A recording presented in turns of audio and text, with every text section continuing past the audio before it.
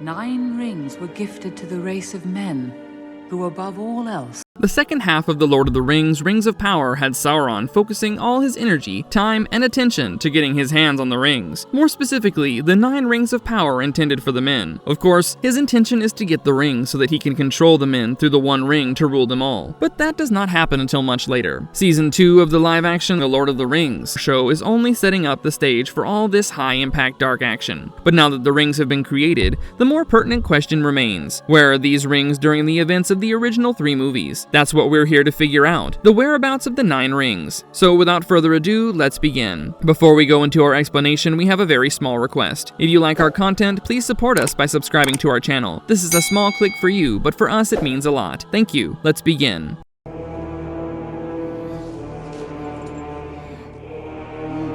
Number 1. What does Season 2 of Rings of Power tell us? Where are the rings in Season 2, Episode 8? In the final episode of the second season, Sauron tries to coax information about the rings from his captive, Celebrimbor, with the promise of a quick death. But Celebrimbor is not swayed. I mean, the man finally learned that Anatar, the Lord of Gifts, was all but the Dark Lord, the bringer of murder and mayhem. He tells Sauron where he can metaphorically shove that offer. He even has time for some pointed insults, calling Sauron the Lord of the Rings, and hinted that the rings will be Sauron's undoing. Sauron, stung by these words, or just feeling sentimental about having to murder a friend, sheds a tear before he decides to sway the orcs to his side. Meanwhile, outside Eregion, Galadriel teams up with Adar to oppose Sauron, seemingly agreeing to a truce. Adar was wielding a ring of power, and transformed into a dashing elf, but ultimately prefers his rougher form. He prefers to remain what he had become instead of what he once was. I think it made sense for him to go down this path, because it was his rediscovered elf form that made him realize he should not spill any more Uruk or elven blood, and agrees to lead his children into a peaceful coexistence with the elves. Alas, that does not come to pass. Anyway, after returning the ring to Galadriel, Adar and Galadriel strike a deal to defeat Sauron together, but the peace doesn't last. Adar is betrayed by his own orcs, Julius Caesar style, which leaves Sauron to swoop in and reclaim the crown of Morgoth. He gives Galadriel a look that screams, "You're in trouble now." The orcs eagerly begin torching Eregion, and even set fire to Celebrimbor's collected writings, while Elrond watches horrified. As Sauron's forces lay waste to Eregion,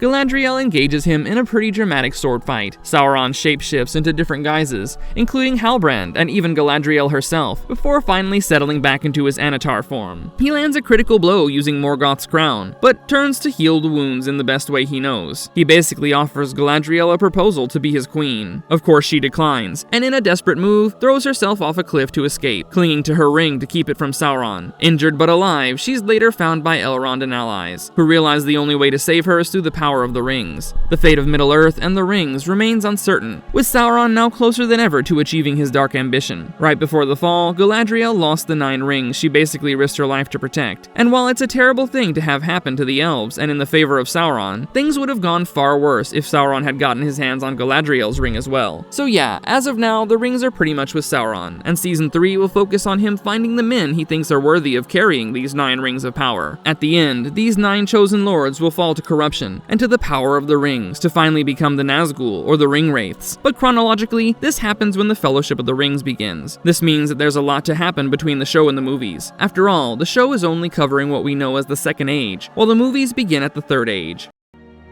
For within these rings was bound the strength and will to govern each race. Number 2. Where are the 9 rings during Lord of the Rings? Sauron handed out 9 rings to men, including 3 Númenórean lords and 1 Easterling. These not-so-lucky recipients enjoyed a wild ride until they did not. They pretty much amassed wealth, power, and the nifty ability to turn invisible. Plus, their lives were unnaturally extended, though not in a spa treatment kind of way. Eventually, the One Ring's power caught up with them, turning them into wraiths, permanently invisible and enslaved by Sauron. Thus, the Nazgul were born, Sauron's top henchmen, and not exactly the life of the party. By the end of the Third Age, Sauron had reportedly reclaimed all 9 rings, yet there's some debate on this. In the Council of Elrond, Gandalf suggests that the Nazgul still had their rings, saying the 9 the Nazgul keep. However, other sources imply that Sauron took back the rings. Adding to the confusion, Frodo never spots any rings on the Nazgul during the Weathertop encounter. If they had been wearing their rings, they would have likely been fully invisible, including their cloaks. Some think Gandalf's line might reflect Tolkien's earlier idea that the Nazgul still wore their rings, but he might have changed his mind without without revising that particular detail. In any case, whether the Nazgul kept their rings or Sauron held them close, the outcome was the same. The 9 rings bound them to Sauron, making them his most feared and fearsome servants. So to answer the question above, the 9 rings were held by either Sauron or the Ring Wraiths when the events of The Lord of the Rings were taking place.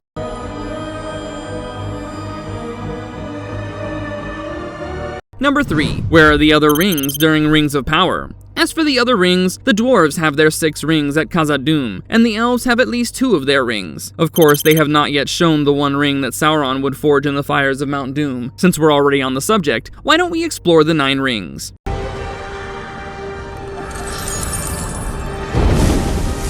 Number 4. The 9 rings for men doomed to die. Sauron gave out 9 rings to mortal men, and in doing so, he sealed their fate as the future Nazgul, or Ring Wraiths. These rings, though shiny and powerful, come with a catch. They were all under Sauron's control. The men who took these rings were corrupted, eventually becoming his twisted servants. Of the 9, only 2 are specifically named: the Witch King of Angmar, the top Wraith, and his second-in-command, Khamûl, the Black Easterling, thanks to Unfinished Tales for that detail. Tolkien's famous line, 9 for mortal men doomed to die, is a nod to the unique fate of humans. Unlike the elves, who enjoy the perks of immortality in the Blessed Realm, men have an uncertain destiny beyond the world of Arda. This fear of the unknown, and a bit of envy towards the elves' eternal life, made them easy prey for Sauron's manipulation. It's this envy and fear that led to the downfall of Numenor, and paved the way for the rise of the Ring Wraiths. The Ring Wraiths gave their human bearers incredible power, wealth, and the illusion of immortality. They stopped aging and became powerful sorcerers, enjoying their newfound status. But as is often the case with magical deals, there was a nasty catch. Over time, life turned miserable for them. When they wore the rings, they faced haunting visions sent by Sauron himself. Each man, depending on his strength or lack thereof to resist corruption, eventually fell under Sauron's control. They became wraiths, shadows of their former selves, bound entirely to Sauron's will. As wraiths, they were permanently invisible to most, except for the few elves who had lived in the Undying Lands, the Maiar, like Sauron and the wizards, or anyone wearing the One Ring. It's unclear if any of the other rings offered the same ability. The Wraith's fate was closely tied to Sauron's strength. When he was weakened, they were pretty unimpressive too, but as Sauron regained power, so did they, turning into formidable foes. At their peak, the Witch King, their leader, became powerful enough to go toe-to-toe with even Gandalf the White. Essentially, the 9 rings transformed these men into extensions of Sauron's will, trading their freedom and humanity for power and a very unfortunate brand of immortality. The exact location of the 9 rings is a bit of a mystery. During the Council of Elrond, there's talk that Sauron has gathered the 9 to himself, but also that the 9 the Nazgul keep.